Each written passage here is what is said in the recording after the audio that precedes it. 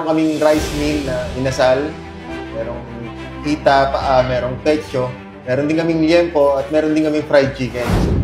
Hi, ako po si Joji, owner of Honey's Fried and Grill. Ang sineserve po namin dito is meron kaming rice meal na inasal, merong hita, merong pecho, meron din kaming liempo, at meron din kaming fried chicken. So, if naghahanap nga kayo guys ng murang pagkain pero hindi bubutas ng bulsa nyo, nandito nga kami guys sa Honey's Fried and Grill sa may barangay Kupang, Muntinlupa City. Meron din po tayong a la carte like sisig, tokwat baboy, liempo, dinakdakan, Shanghai, tsaka dynamite. Yan po yung sinaserve natin. Then sa dessert naman po, meron tayong Milo cheesecake, Oreo cheesecake, blueberry cheesecake, then 3-in-1 na cheesecake.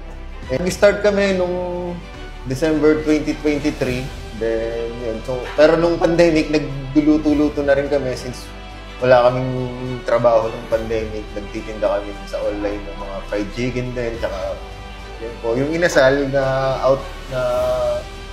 naging outcome namin siya nitong pag-open na lang namin. Pero yun na yung naging bestseller namin, yung pag-open namin. Hindi namin inaasahan na yung inasal yung magiging bestseller namin. Ayun. Bali, nag-umpisa kami December 2023 up to now. Ang way namin para makakonect sa mga consumers natin or sa mga customer, kumbaga parang ito na rin yung unique selling point namin na sineserve namin siya ng fresh. Or kapag bumili ka sa amin, mag-aantay ka ng up to 20 to 25 minutes para ma-serve namin siya ng fresh. Then, yun, halos lahat ng product namin dito or menu, fresh lahat. Pinaka-struggle namin last March 2024, nagkaroon kami ng personal problem, yun. Tapos humina yung market namin. Halos gusto na namin siyang ibenta o ipasalo yung business nung araw na yun. Nalagpasan namin siya through, breakdown lang din namin yung mga problem na ayaw din talaga bitawan ng partner ko. So, iniisip niya, kaya pa namin gano'n na survive yun. Hanggang sa minarket namin siya ng minarket, hanggang sa nakilala ulit kami.